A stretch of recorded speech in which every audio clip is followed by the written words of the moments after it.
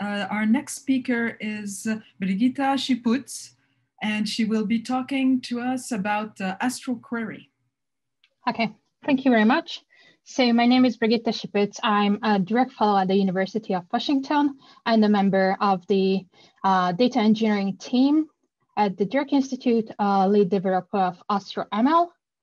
And as many of you in this room, in this conference, I'm an astronomer by training, but over the years, I moved more towards software. I figured out I'm more interested in this software and became a research software engineer, basically. And I'm spending most of my time developing and maintaining community open source software, mostly in the AstroPy ecosystem and also in the scientific Python ecosystem. And I have a very strong interest in building sustainable infrastructure for this ecosystem to support all these packages and science. So I would start with a non-controversial statement that Python currently is the most popular language for astronomy. And this trend is especially true for user scientists. And one of the main reasons, one of the many reasons for this popularity is the vast ecosystem of available scientific libraries, and most of which is built on the open source philosophy. And there are plenty of open source astronomy software existing, but code dumped on the internet is not open source, and also open source shared code is not really open development.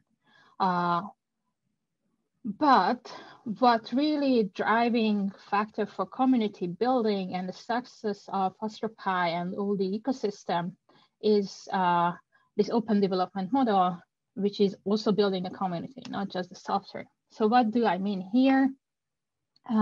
It's mostly about making decisions out in the open, having the implementation details available on GitHub and open for the community to give input and contributions, code contributions. And the feature implementation is driven by individuals and sometimes institutes, but there isn't a central place that's driving this development. And most of this collaboration is done remotely with a few face-to-face meetings peppered throughout. So how does this come to my talk about astroquery? Well, astroquery is one of the success stories of the AstroPy ecosystem. So a summary about this ecosystem, AstroPy is not just a core package you all use with import AstroPy, but it's also a much wider ecosystem of coordinated packages, which means that the same team ensuring that maintenance will be kept even if maintainers are moving on with their life and leaving astronomy. It also consists of infrastructure packages that has nothing to do with astronomy, but that's necessary for all these other science packages to build upon. And also a large collection of affiliated packages. These are usually peer review packages with a very focused science interest. So where does astroquery fit into this picture? Well, it's one of the coordinated packages of AstroPy, and it builds very heavily on the infrastructure of the infrastructure team puts together. So this slide would just give you a summary of astroquery. So it's a coordinated package. It's a collection of tools to query astronomical web forms and databases. Currently, it's grown enormously in the past few years. We have currently more than 50 modules to access archives, catalogs, simulations, line lists, ephemeris service, and other services as well. So it's not only archive data access anymore, but much wider collection of services. And one main thing here is that it will always remain independent of the core AstroPy. The reason behind it is that because it relies on remote servers we have no control over, we can't really guarantee backward compatibility So it can never really land in the core AstroPy package. And also, partly because of this reliance on remote servers, we operate in a very different model than the rest of AstroPy, namely that we are continuously deploying astroquery. So after each bug fixes, a release will be available on PyPI and for the users to update and reinstall easily without the need of going to GitHub and installing the developer version. But we also keep a few manually tagged releases a year for packaging and maintenance purposes. And now a brief history of the success story of astroquery.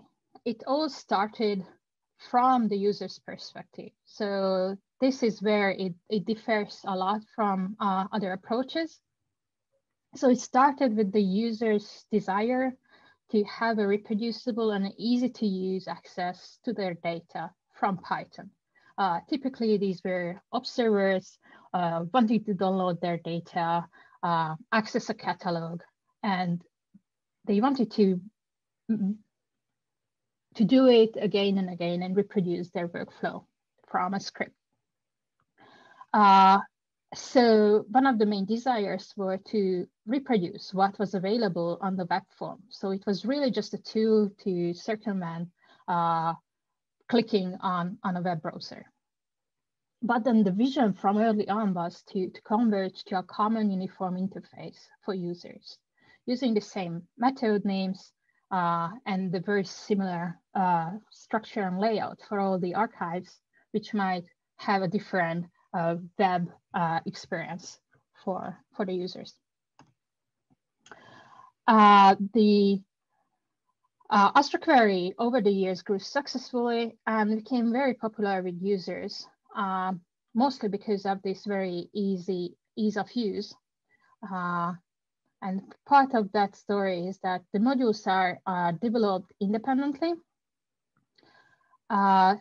Some relied on web scraping and reverse engineering, but right now we have more reliance on APIs and VO for the backend while keeping the similar user interface. And as it became more popular with users, the archives also, many of the archives also came on board, and they drive the development and maintain several of the modules. We also have some traffic data from some of the archives who report that a significant fraction of the traffic is coming through astroquery. And now a few words about the team behind astroquery. There are 3 volunteer maintainers. Clara is also attending ADAS. Adam is setting up. So it's the 3 of us who are trying to keep it together, doing code reviews and the general maintenance. In addition to the 3 of us, we have over 130 contributors over the years, over the last 8 years. And these people include data consumers and also data providers. So here is a graph that shows the number of committers, so the number of different people in a bin for 2 months, every 2 months. So it's easy to see on this graph that in the early days, it was driven by a constant flux of typically users and interns we mentored. And starting around 2017, observatories and archives started to come on board. So we have more engineers and archive scientists contributing. So it all started, as I recall, with EasySky and MAST. So those were the first 2 modules that were developed by the archives themselves. And a tiny bit more about the astroquery community. So it's right now it's a mixture from individuals and institutions. There are a few more modules in the work, but there are still a few archives missing. We also published a paper in AG last year, and the paper, or astroquery as a text, is mentioned and cited already a lot of times based on ADS. And so what does this growth mean for astroquery? Well, we have more users. That means that we have more reported issues and more requested features. We try to keep up with this. So this is the central figure.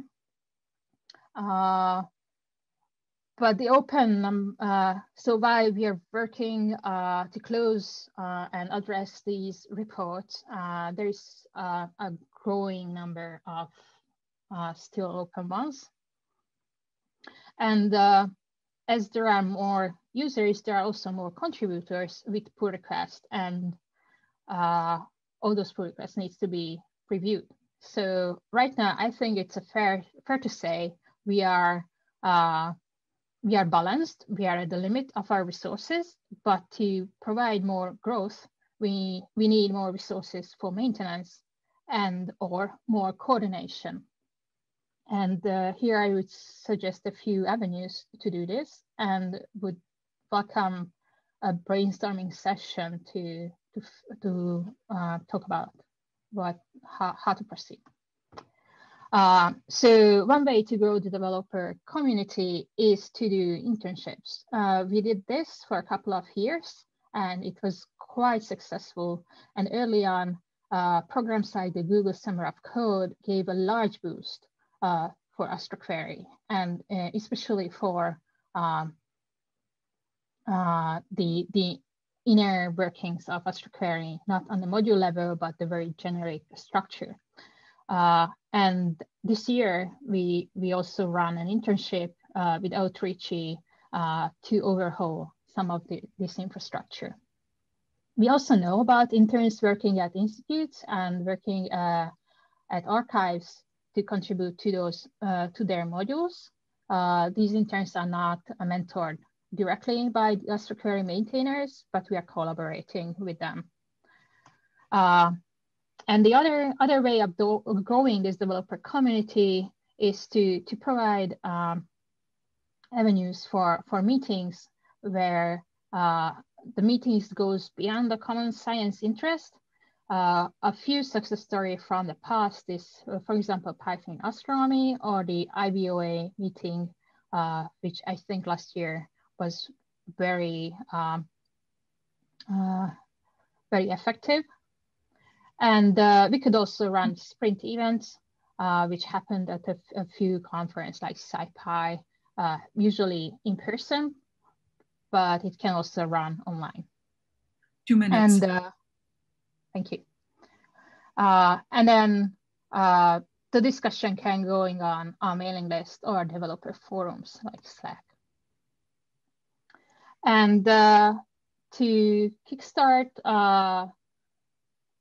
these new channels of communication, we started community calls. We had the first one a few weeks ago, focusing on our outreach internship applications. But the aim here is to make it a regular event following NumPy's model. So it will be a developer, contributor focusing event. So I would like to measure whether there would be interest from you. And also it was in the plans to have this autumn an astroquery workshop at UW. So we will revisit this idea once we are over this pandemic. And if there are any other ideas or suggestions, let's brainstorm about this. I think ADAS is the perfect venue to do this.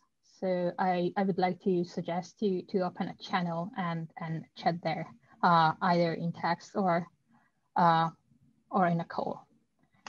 And to summarize the key points about collaborative software development, we don't necessarily talk about this a lot, but I think these are very key points behind the success of astroquery in this case.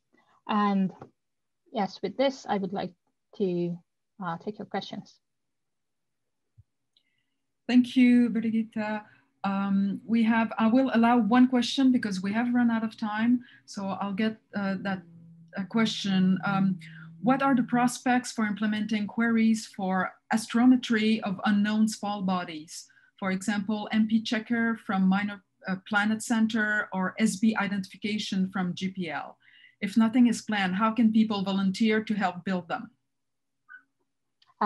Okay, so we have a couple of minor planet related modules already.